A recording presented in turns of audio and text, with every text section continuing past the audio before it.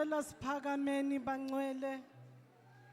Samkeleni ubaba Makhathini, sishayeni izandla ezinkulu asaza ngaphambili. Hallelujah. Ngcwele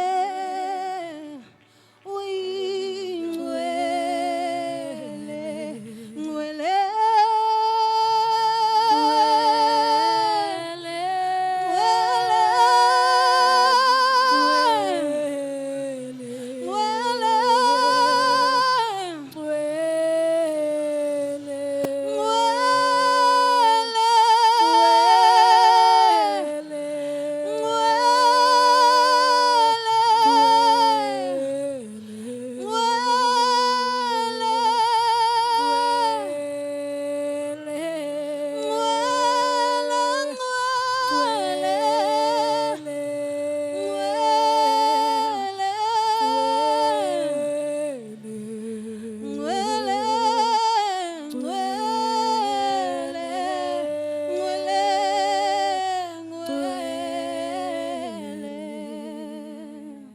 Samile njalo cela bese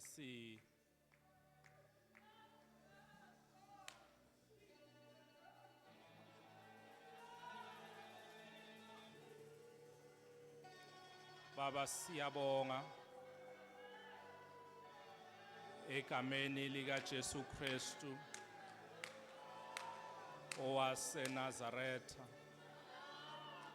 sithakekho njengawe akekho ngalinganiswa nawe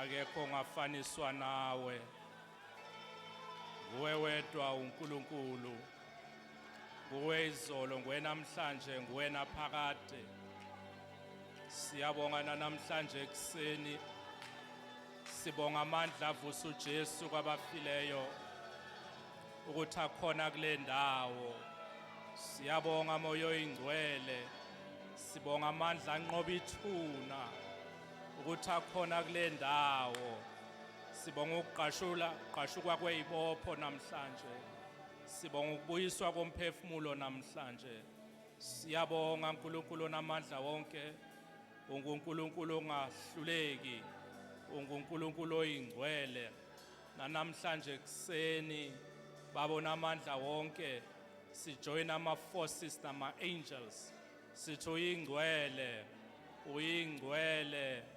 uyingcwele uyingcwele uyingcwele uyingcwele ungcwele ungcwele ungcwele ungcwele uNkulunkulu akekho ongcwele njengawe akekho namandla njengawe akekho nomusa njengawe siyabonga namhlanje ekseni.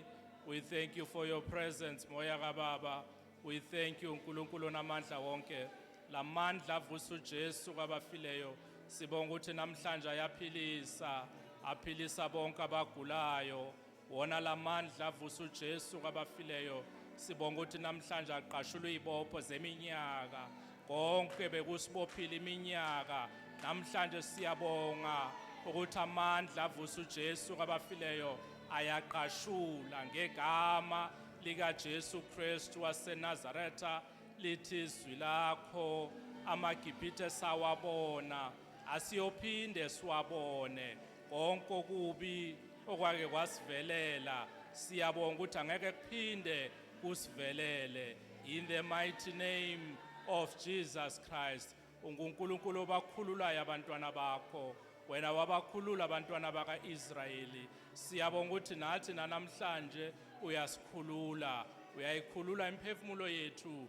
uyawubuyisa umphefumulo wethu osikathathi siyabonga babo ingcwele siyabonga babo namandla wonke elithi izwi lakho wena useduzane kakhulu kulabo abanenhliziyo ezaphukileyo wonke uNkulunkulu oyingcwele abanomoya obuhlungu abaphukile emoyeni siyabonga ukuthi wena uyawubuyisa umphefumulo wethu ngegama lika Jesu Kristu owaseNazaretha senze sibe nalenhliziyo eyokuthethelela masibathethelele bonke abasilimazile egameni lika Jesu Kristu waseNazaretha, lithi izwi lakho uJesu Kristu wathi kuPeter, Peter ngikukhulekele. Sibonga ukukhulekelwa nguwe nkulunkulu namandla wonke egameni elihle likaJesu Kristu waseNazaretha. Sibonga igazi likaJesu elachitheka eCalvary, elithi izwi lakho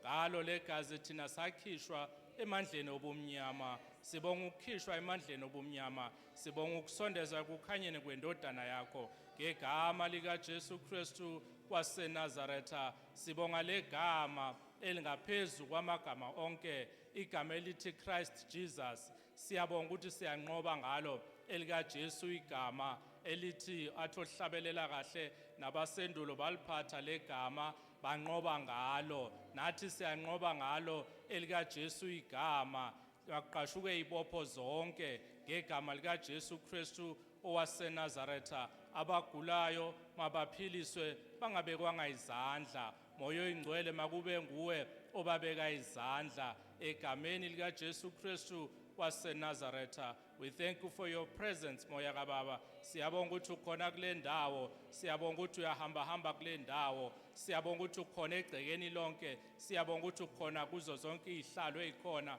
ngegama likaJesu Kristu waseNazaretha. Sisahlezi nawe nkulunkulu oyingcwele, siyabonga ukuthi nawe uhleli nathi, siyabonga ukuthi uNkulunkulu obonelelayo, siyabonga ukuthi uyasibonelela ngegama likaJesu Kristu owaseNazaretha. Bakhona ekudala bakhuleka iminyaka ngeminyaka bangayitholi imisebenzi, namhlanje sithi ngegama likaJesu Kristu uNkulunkulu onamandla wonke lithi izwi lakho wena uvula iminyango, futhi iminyango evulwe nguwe akekho ongayivala. Sikhuluma isibusiso phezu kwabo bonke ngegama likaJesu Kristu, sithi makuvuleke iminyango ekudala yavaleka ngegama likaJesu Kristu waseNazaretha. Sibonga inkazimulo ekhona kule ndawo, siyayithatha le nkazimulo siyininda emakhaya, sisulela emakhaya, sisulela emsebenzini, sisulela ezikolweni, sisulela emakhreshi lapho kufunda khona abantwana bethu. Makubuse yona le nkazimulo, konke ukugula okubusa kulezo indawo akunamandla akunasabelo, ngoba kubusa yakho inkazimulo egameni elihle linamandla elikaJesu Kristu. Thank you Jesus. Sisamile njalo sengathi singashayela umoya oyingcwele izandla ekhona phakathi kule ndawo, sim-acknowledge umoya kababa, si-acknowledge umoya oyingcwele ophila kithi ngaphakathi. Uye umoya oyingcwele osibusayo, uye umoya oyingcwele osilwelayo, uye umoya oyingcwele osinikeza i-direction lapho singasazazi ukuthi singobani. Umoya oyingcwele uye osinikeza i-direction. Hallelujah. We thank you for your presence, Holy Spirit. Sisame njalo ela bese sibingelela ubaba, samukele ugcobo likaBaba engekho phakathi kwethu. Siyalwamkela ugcobo lwakhe ngoba simile nje kule ndawo ingenxa yogcobo olubekwe phezu kwakhe. Sibingelela umama ekhona phakathi kwethu. Siyakubingelela mama. We thank you for your presence in the mighty name of Jesus Christ. Ngibingelele i-leadership yebandla, abafundisi bonke, fivefold ministry, bonke abakhona kule ndawo, nabo bonke abasilalele basemakhaya. Ngibingelele i-worship team nina enisifaka ku-Holy of Holies. Ngibingelele obaba abasigadela imoto ngaphandle, nabo bonke abasebenza ekhishini. Yiloko usuku lolu olukhulu kakhulu, usuku lukaNkulunkulu lapho sothulisa khona imphefumulo yethu. Singakangena ezwini kunomhlabelelo othi yekumuso ongaka unothando, yekumuso ongaka nothando, nokukhululwa, nokuthethelelwa kwezono, nokukhululwa komphefumulo. Sengathi singawuhlabelela lo mhlabelelo ngoba namhlanje usuku lokukhululwa komphefumulo. Izwi lahlabi inhliziyo yami, langibonisa ukweduka kwami,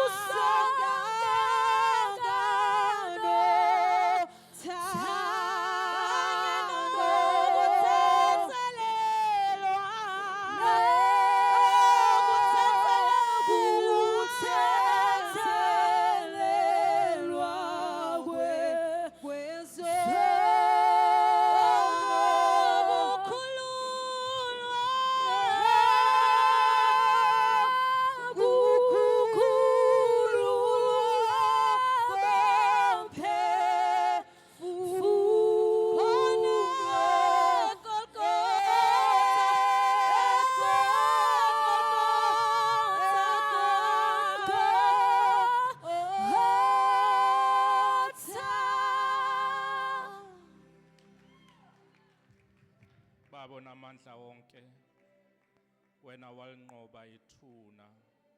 Sibonga amandla wokunqoba ithuna, sibonga amandla wokunqoba, sibonga ukuthethelelwa kwezono, sibonga ukukhululwa komphefumulo. Lithi izwi lakho kuMatthew 18 verse 18, okuboshiwe emhlabeni kuboshiwe nasezulwini, okukhululiwe emhlabeni kukhululiwe nasezulwini. Sibonga ukukhululwa kuko konke bekusibophile ngegama likaJesu Kristu waseNazaretha. Senze singabheka emuva, sesikhululiwe egameni elinamandla likaJesu Kristu. Konke bekusibophile iminyaka yonke siyabonga. Ore namhlanje sikhululiwe, sesikhululiwe, sesikhululiwe, sesikhululiwe, sesikhululiwe, sikhululiwe, sikhululiwe, sikhululiwe. Kuko konke bekusibophiwe sesikhululiwe. Siyabonga ukukhululwa, sibonga amandla khona kule ndawo, amandla okukhululwa in the mighty name of Jesus Christ. Siyabonga moyo oyingcwele, siyabonga moyo namandla wonke in the mighty name of Jesus Christ. Thank you, Holy Spirit. In Jesus' name, amen. Hallelujah. Ziningi izinto ezikhathaza imphefumulo yethu imihla ngemihla. Kodwa namhlanje ukonfirmile uMam Khatebe ukuthi usuku lokukhululwa kwemphefumulo. Kubonakale ngama prayer items esiwenzile ukuthi namhlanje usuku lokukhululwa. Singabazalwane sidalelwe ukunqoba, sabizelwa ukunqoba. Uma ufunda izwi lenkosi kuGenesis ithi uNkulunkulu wamdala umuntu, wambumba umuntu, wamdala wamenza wabusa kuko konke. Kodwa ngokufika kwesono umuntu wasuka endaweni yakhe iyokunqoba. Kahle hle sidalelwe ukunqoba, kodwa sesiyanqotshwa kulamalanga. Ingakho imphefumulo yethu iba scattered ngoba siphila impilo defeated. Kodwa namhlanje sizobuyela ku original position eyokunqoba kwethu. Thina sadalelwa ukunqoba. Sinqoba esikolweni sifunda, sinqoba sisebenza, sinqoba singasebenzi, sinqoba sishadile, sinqoba singashadanga. Thina sabunjelwa ukunqoba. Hallelujah. Sizofunda izwi lenkosi ku 2 Timothy verse 4, chapter 14 ukuya ku 15. Incwadi kaTimothy wesibili, chapter 4, verse 14 ukuya ku 15. U-Alexander umkhandi wethusi wenza okubi kimi. Inkosi iyakumbuyisela ngokwemisebenzi yakhe. Umqwaye nawe ngokuba wamenana kakhulu namazwi ethu. Alexander the coppersmith did great harm to me. The Lord will repay him according to his works. Watch out for him yourself, because he strongly opposed our ways.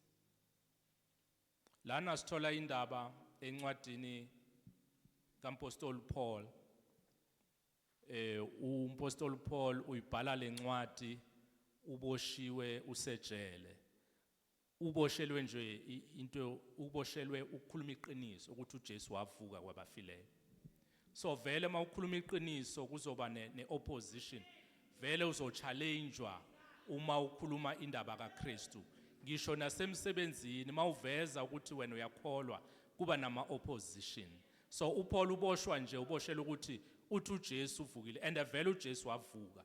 Ngokuvuka kwakhe sanqoba. Kusho ukuthi bambophela ukuthi uthi uJesu uthi sinqobile ngokuvuka kaJesu. So uyibhala lencwadi usemdala, cishe insuku zakhe zokushiya lomhlaba bese zisondele, and naye besekabona ngoba uPaul beka umuntu okwazi ukubona ngamehlo enyama, ngamehlo kamoya. So bekabona ukuthi insuku zakhe seziphelile ezweni. So ubhala lencwadi uyibhalela uTimothy okholwayo, oyi-young pastor, omfundisi osesemncane.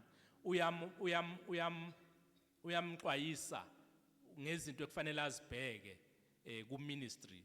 So uyambhalela umtshela ngoAlexander uthi womqaphela uAlexander umkhandi wethusi. Ubani na uAlexander? uAlexander umkhandi wethusi. He is the metal worker. Angazi noma bakhona yini abasebenza emafemini lapho kusetshenzwa khona ngeinsimbi. Akwenzeki kuthuleke efemini yeinsimbi. Kuhlala kunomsindo. So Alexander yilo muntu othanda umsindo. Alexander yilo muntu weopposition. Alexander yilo muntu othanda ukuoppose abanye. Yilo muntu othanda ukuthi angabona abanye abantu baphumelela. uAlexander yilo muntu othi uma uzama ukuya phambili yena akudonsele emuva, yena akubuyisele emuva. uAlexander ke loyo. Ubaningi ke abantu abanomoya kaAlexander. Hallelujah. Abantu abanomoya kaAlexander ba very influential. Bayakwazi nje influencer isimo. Umuntu onomoya kaAlexander, wena ufunda etertiary, wena ufunda osuke ekhaya waye university wayofunda. Umuntu onomoya kaAlexander yilo ozokufakela umoya ukuthi wenze izinto obongazenzi usesekhaya. Loyo muntu unomoya kaAlexander akafuna ukukubona uphumelela, ufuna ukukubona ubuyele emuva. Loyo muntu unomoya kaAlexander. Hallelujah. Ekhaya endlini ukhona umuntu onomoya kaAlexander. Yilo ongafuna ukubona abanye baphumelela. Yilo ongafuna ukubona abanye bathulile. Yilo onganakuthula ekhaya. Yilo ohlala njalo abangumsindo. Yilo ngisho noma kunomcimbi ngiyengizwe bathi kukhona istirring somcimbi. Abaningi abanjalo banomoya kaAlexander ngoba yilabo abafuna sizwe ngabo. Bona bafuna ukuthatha uvolo omunye umuntu. Banomoya kaAlexander. Abathandi ukubona kunokuthula. Ngisho nasebandleni bakhona uAlexander abangathanda ukubona ukuthula, abangathanda ukubona ibandla liphumelela, abangathanda ukubona ibandla likhula spiritually. Bafuna nje ukulibona likhula ngenumber, kodwa spiritually umoya kaAlexander udonsela ibandla emuva. Abanye babenza umsebenzi kaNkulunkulu, abanye bathi babadonsela emuva, bafuna ukuthi baqhubeke. Banomoya kaAlexander. Gogo umzukulu okuhluphayo unomoya kaAlexander. Abazukulu baphathisa bogogo istress ngoba banomoya kaAlexander. Lo moya kaAlexander yilo moya wenza abanye bahlupheke, yilo moya wenza abanye baphathwe istress noma idepression noma anxiety. Banomoya kaAlexander. Emsebenzini ngisho usebenza bakhona banomoya kaAlexander. Labo bangafuni ukuthi uphumelele uthole ipromotion, njalo benza izinto ezizokwenza ukuthi udonseleke emuva, ubuyele emuva, ungaphumeleli emsebenzini. Banomoya kaAlexander. Ku relationship noma emshadweni ukhona umoya kaAlexander.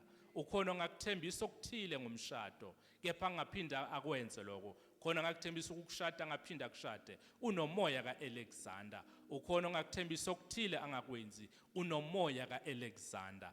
Hallelujah. Namhlanje lithi izwi lenkosi ungabheki uAlexander. Ungambheki uAlexander.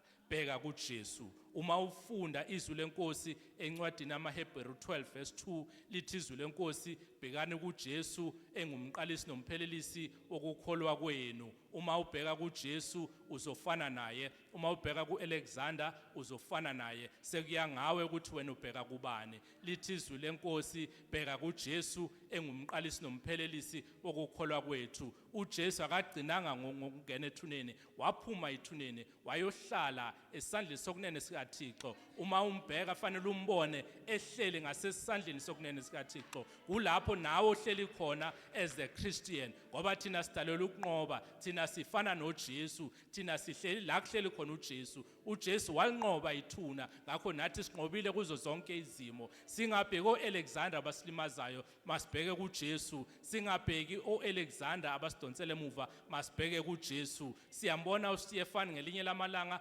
bamkhanda ngamatshe, naye bamkhandela the very same reason njengoPaul. bamkhanda ngamatshe for ukuthi uthi uJesu uvukile, and vele uJesu wavuka. Siyambona ke uStefan bamkhanda ngamatshe, bayamsukela, akalwanga nabo, akaziphindiselelanga, akathandazanga umthandazo othi baba ngiphindiselele. Kepha siyambona uAlexander wagqolozela phezulu, wabona amazulu, wabona uJesu eme ngeinyawo. UJesu lithi izwi lenkosi uhlala ehleli esihlalweni sakhe sobukhosi. Kodwa ngalelo suku waphakama, wasukuma uJesu ngoba bona umuntu egqolozele phezulu. So ma ugqolozele phezulu ubona uJesu, ubona amazulu, uzofana noJesu, uzokwenzelwa konke okuphuma kuJesu. Kepha mawubheka isimo esikulimazayo uzofana naso. Mawubheka uJesu onqobe ithuna uzofana naye. Sekuyangawe ukuthi ukhethe ukubheka kuphi. Singabheka uAlexander, bayasilimaza imihla ngemihla, bayasichallenge imihla ngemihla, bayasi-oppose imihla ngemihla. Abafuni ukusibona siphumelela, kepha masibheka kubo sizofana nabo. Uma sibheka kuJesu sizofana naye. Siyambona ngelinye ilanga umprofeti uElisha walandelela umprofeti uElijah, uEliya wamlandelela. Umprofeti uElisha wayengasumprofeti, wayewumuntu nje engumsizi kaElijah. Siyambona ngelinye ilanga uElijah sesifikile isikhathi sakhe sokuthi awushiye lo mhlaba. uElijah siyambona uyahamba uyangasemfuleni obizwa ngeJordan. Ufika lapho ufuna ukuhamba, akakhona ukuhamba ngoba lo uyamlandelela uElisha. Waze wambuza wathi kanti ufuna ngikwenzeleni? Wathi ngicela ugcobo lwakho. Wase uthi mawungibona ngikhuphukela phezulu sowulitholile ke lolo gcobo. Wambheka, wakhuphuka umprofeti uElijah, wakhuphukela phezulu, wambheka uEliya, waqolozela phezulu, wase uyalithola lo gcobo. Uma uqolozela phezulu kunogcobo ozolithola, uma uqolozela phezulu kukhona ihandover ozoyithola. Kepha uma uqolozela kuAlexander angeke uthole lutho. Khetha ke ukuthi uqolozela kuphi. Khetha ukuthi uqolozela kuphi. Khetha ukuthi uqolozela kuphi. Ngoba uAlexander umkhandi wethusi angeke ahambe, bayohlala bakhona oAlexander. Noma ngabe umncane, noma ngabe umdala, noma ngabe uyasebenza, noma ngabe awusebenzi, noma ngabe ufunda ecrash, noma ngabe ufunda etertiary, noma ngabe ufunda esikolweni, uAlexander ukhona. Sekuya ngawe ukuthi ukhetha ukubheka yena noma ukhetha ukubheka kuJesu. Bonke labantu engibabalile baqolozela phezulu, kwaba khona bakutholayo. uElisha waqolozela uElijah, wathola ugcobo. Qolozela kuJesu, kunogcobo ozolithola. Qolozela kuJesu, kunogcobo ozolithola. Hallelujah. Kunamazwi engithanda siwafunde kuLuke 22 iverse u32. Ncwadi kaLuka u22 iverse u32. Athi lamazwi, but I have prayed for you that your faith may not fail, and you, when you have turned back, strengthen your brothers. Cela siwafunde ngesizulu. Kepha mina ngikunxusela ukuba ukukholwa kwakho kungapheli. Wena ke nxa usuphendukile uqinise abafowenu. Hallelujah. La uJesu ukhuluma nabafundi bakhe. Uthi Peter ngikukhulekele. Cela sibambe legama elithi ngikukhulekele. Uthi Peter ngikukhulekele. uJesu wabakhulekela abafundi bakhe. Bonke wabakhulekela. Uthi Peter, I have prayed for you. uAlexander angakopposa, kepha uJesu ukukhulekele. uAlexander angakubetray, kepha uJesu ukukhulekele. uAlexander angakuthembisa into angayenzi, kepha uJesu ukukhulekele. uAlexander ngakulimaza emoyeni kepha uJesu ukukhulekele ungakhohlwa ukuthi wena ukhulekelwe uJesu wena ukhulekelwe wonamandla wena ukhulekelwe umdala weinsuku wena ukhulekelwe umanqoba ukhulekelwe yilo wanqoba ithuna wena ukhulekelwe ulona amandla okwenza zonke izinto uJesu walenga esiphambanweni ngokulenga kwakhe wanikela yakhe impilo wanikela lakhe igazi wakhuluma amazwi ayisikhombisa wathi baba bathethelele wathi baba wathi wena uzoba nami namhlanje eparadise wathi namhlanje ngizoba nawe eparadise wathi uJesu wakhuluma amazwi athi it is finished wakhuluma amazwi athi ngiyawunikela umphefumulo wami kuwe uJesu wanqoba konke okwethu ingakho ngafanelanga sibheke kuAlexander. Jesus said, I have prayed for you. uJesu sikhulekele pho why sibheka kulabo abasilimazayo ngoba thina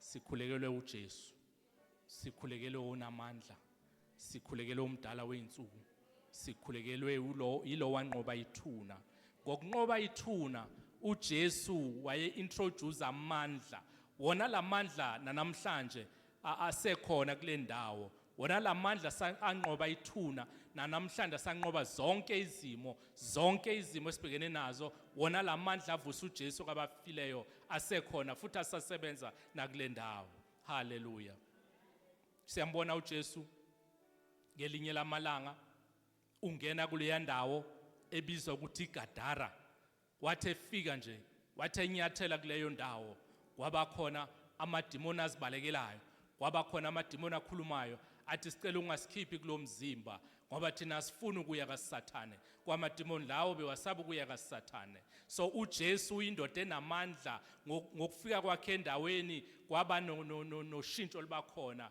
kunogcobo ozolithola kunamandla ozowathola uma uqolozela kuJesu kepha waqolozela kulesimo obhekene naso kunamandla ngekuwathola namhlanje sithi uyabuyiswa umphefumulo wethu namhlanje sithi uyakhululwa umphefumulo wethu angeke ukhululwe umphefumulo mawusabheke kulo okulimazile umphefumulo ukhululwa mawusawubheke kuJesu udinga ukubheka kuJesu yena yedwa engumqalisi nomphelelisi wempilo yakho ukuze uzokhululwa haleluya haleluya ngelinye lamalanga uJesu engakabethelwa esiphambanweni wahamba waya kuleya ndawo ebekakhulekela kuyo wafika lapho wakhuleka kanye nabanye abafundi bakhe esakhuleka njalo kwavela uJudas kanye nabanye bekahamba nabo bathi bazombopha uJesu akalwanga uJesu akabalekanga kepha wabonakala uJesu aya phambili aziveza athi nifuna bani bathi sifuna uJesu waseNazaretha wathi nginguye into eyenzeka isimanga lamadoda wabuyela emuva washayeka phansi waphinda futhi uJesu wathi nifuna bani bathi sifuna uJesu waseNazaretha kwaphindeka the very same situation lamadoda wabuyela emuva washayeka phansi yini ebeyenza lamadoda ashayeke phansi na inkazimulo kaKristu inkazimulo uJesu wayegcwele yona wayephuma emthandazweni ethandazile uma uthandazile ugcwala inkazimulo ngisho noma ungena noma kuphi kuba khona izimo ezingekho right ezovele zishayeke phansi wena ungashongo lutho kepha ngenxa yenkazimulo ekuwe izimo zisijikele ngoba wena wembethele inkazimulo oyithole kuJesu evele emthandazweni ingakho namhlanje ngizothi ukuze umphefumulo wakho ukhululwe udinga ukubheka kuJesu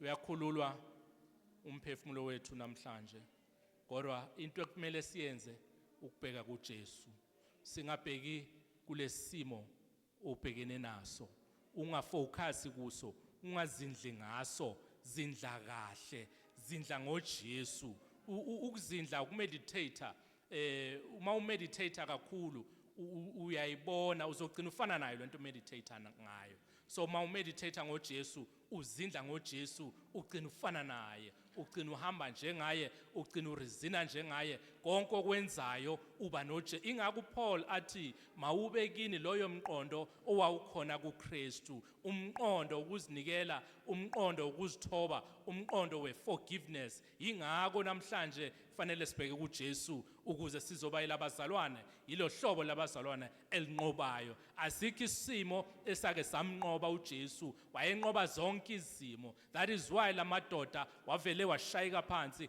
ngenxa yogcobo ebelibekwe kuJesu. Nathi lo gcobo sinalo, but siyazidawutha. Hallelujah. Namhlanje sizokhululwa, ingakho nalo hlabelelayo uthi ukuthethelelwa kwezono nokukhululwa komphefumulo. Umphefumulo wethu uboshiwe ngenxa yenkinga esibhekene nazo, kodwa nathi khona into ekufanele siyenze. Masingabheki kakhulu kule nkinga, masibheke kuJesu. Wenza njani na uma ufuna ukubheka kuJesu? Ngizobala nje indlela eziwu-3 phela okwamanje. Number 1, indumiso. Uhlala ngendumiso kuJesu. uNkulunkulu uhlala endumisweni yabantwana bakhe. The more simdumisa is the more sifana naye. The more simdumisa is the more sisondela kuye. Mawufunda incwadi kuJames 4 verse 8 ithi, as you come closer to God, God comes closer to you. Uma usondela kuNkulunkulu, noNkulunkulu usondela kuwe. Indumiso indlela yokusondela kuNkulunkulu. Eyesibili engizoyibala, funda izwi lakhe. Uma ufunda izwi leNkosi, ubheka kuJesu. Uma ufunda izwi leNkosi, uzombona uJesu kule verse olifundayo. That is why abakwazi ukukhuluma kahle bathi there's a voice in every verse. Lonke izwi olifundayo kune voice kaNkulunkulu. Ingakho indlela esibile engibalayo yokubheka kuJesu ukufunda izwi lakhe. Konke esikhala ngako, konke esishoda ngako kukhona ezwini leNkosi. Sidinga nje ukufunda izwi. Futhi sekulula ke manje selikhona nasemafonini. Ungalifunda uhamba, ungalifunda uhlele eTaxini, ungalifunda nje noma kuphi. Akudingeki ukuthi kube ne special time la uzolifunda khona. Ulifunda noma kuphi. The more ulifunda izwi leNkosi, ingakho athi uNkulunkulu Joshua wozindla ngalamazwi. Uma uzindla ngamazwi kaNkulunkulu, kancane kancane lesimo obhekene naso siyaphela, siyancipha. uJesu uyakhula empilweni yakho. That's how we focus on Jesus. You read his word. Eyesithathu engizoyibala indlela yokubheka kuJesu, ukuthandaza. uJesu ukuze lamadoda ashayeke phansi, lamadoda ebazombopha, uJesu wayephuma emthandazweni. Bahluleka ukumbheka, bahluleka ukubhekana naye ngoba wayegcwele inkazimulo ephuma emthandazweni. Uma uphuma emthandazweni ugcwala inkazimulo yokubhekana ngisho noma ngabe isiphi isimo in your life. Umthandazo indlela yokubheka kuJesu. Ayesine, igiving, ukunikela. Ukunikela, unganikela ngemali, unganikela ngesikhathi sakho. Ngisho ukuza nje la ebandleni uzosebenza, noma ngabe wenza hlobo luni lomsebenzi, noma ngabe usula itulo ukunikela, unikela ngesikhathi sakho. Kwabasebenzayo ukukhipha okweshumi. Mawenza njalo uyamlalela uNkulunkulu. Awudlali ngesikhathi. Lithi izwi leNkosi uNkulunkulu akawadla amandla endoda. Uma ukhipha okweshumi, i10% tithe, awuyilahli leyo mali. Kufanele nokuthi uyiboleka uNkulunkulu. Yes, kona kunzima. Nami ngiyazi kunzima. Izimo ziningi, kepha mawunikela kufanele nokuthi uyamboleka uNkulunkulu ngoba izobuya leyo mali. In fact, ngenzeka ngabuya imali, but kukhona kwenzayo uNkulunkulu in the background. Hleze wena ukhipha imali, uzitshela ukuthi kuzobuya imali, kanti uNkulunkulu udila nehealth yakho. Noma mhlawumbe udila nehealth yabantwana bakho, noma ngabe udila nekusasa labantwana bakho. Angeke wazi wena kwakho ukulalela izwi likaNkulunkulu. lisho njalo ke izwi likaNkulunkulu lithi kuyakhishwa okweshumi sisebandleni elikhipha okweshumi esisebenzayo kufanele sikhiphe okweshumi ke siye ku calculator sithi sobona next month uyalalelwa uNkulunkulu haleluya sizongena emthandazweni bazalwane indaba namhlanje isekhululweni komphefumulo uyakhululwa umphefumulo imphefumulo yethu iboshiwe ngoba sibheke kakhulu ko-Alexander labe basilimazile labe basidonsele emuva labe bangafuni siphumelele kanti khona indlela yokuphumelela ukubheka kuJesu haleluya sizokhuleka bazalwane sesingena emkhulekweni isikhathi sokukhuleka lesi kuzoba nje nama prayer items amabili bese siyahlukana zocela nje siworship bese singena emkhulekweni umkhuleko wethu wokuqala wokukhululwa komphefumulo siboshiwe emphefumulweni kunenkazimulo esingakhona ukungena kuyo kunenkazimulo engakhona ukuhlala kithi ngoba imphefumulo yethu iboshiwe sithwele oAlexander ngeinhliziyo zethu bonke laba basilimazile sibathwele baseyinhlizweni zethu namhlanje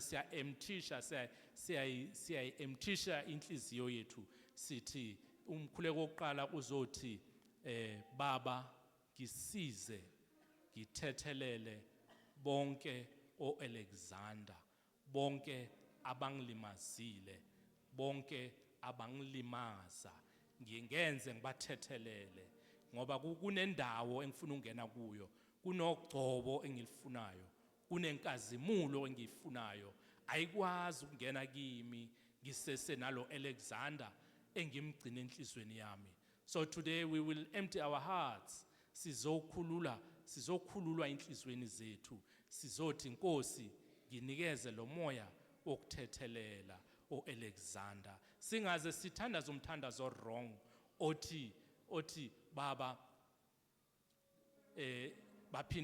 siphindiselele kulaba bangilimazile uJesu akakhulumanga lawo mazwi elenga isiphambanweni kepha wathi baba bathethelele akashonga ukuthi baba ngiphindiselele wathi baba bathethelela kufanele sifane noJesu